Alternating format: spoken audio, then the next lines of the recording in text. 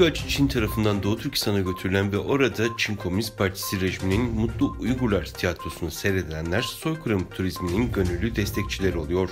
Yetkililer daha önce diplomatları, gazetecileri ve Çin'in dostları olarak kabul edilenleri içeri alırken şimdi Çin'in uluslararası toplumun gözünde Uzak Batı bölgesinde bir insan hakları ihlalcisi olarak imajındaki lekenin bir kısmını ortadan kaldırmak amacıyla huzursuz Uzak Batı bölgesini bir tür turizm merkezi olarak sunuyor.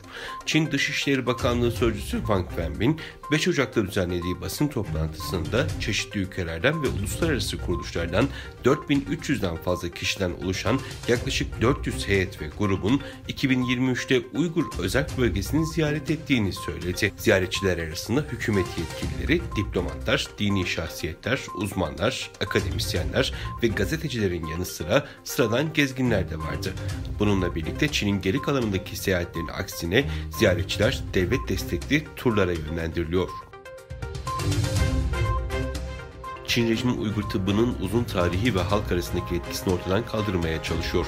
Doğu Türkistan'daki Sözde Şinjiang Parti Komitesi ve Sözde Şinjiang Halk Hükümeti, kırsaldaki Uygur şifahaneler ve geleneksel tıp uzmanlarına yönelik bir dizi düzenlemeler yayımladı.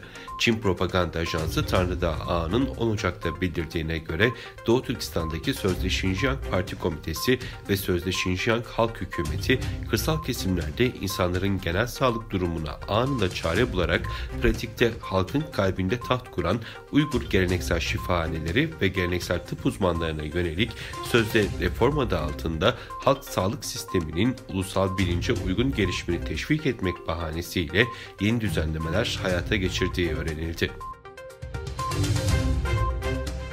Çin ve Amerika Birleşik Devletleri'nin yakından takip ettiği Tayvan'da yapılan seçimi iktidardaki Demokratik İlerleme Partisi'nin başkan adayı kazandı.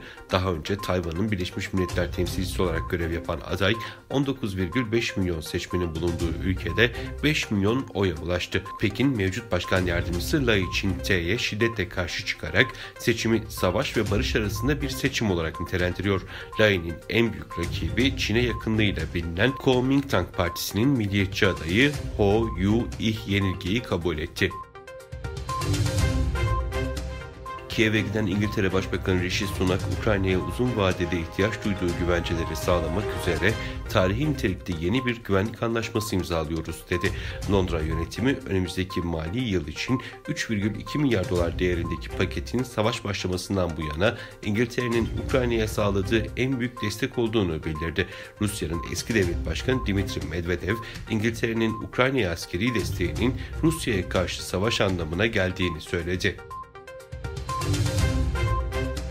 Çin'in Henan eyaletinde kömür madeninde gaz patlaması sonucu 10 işçinin yaşamını yitirdiği bildirildi. Yerel yönetimden yapılan açıklamaya göre patlama sırasında madende bulunan 425 işçiden 10'u hayatını kaybederken 6 işçinin kayıp olduğu belirtildi.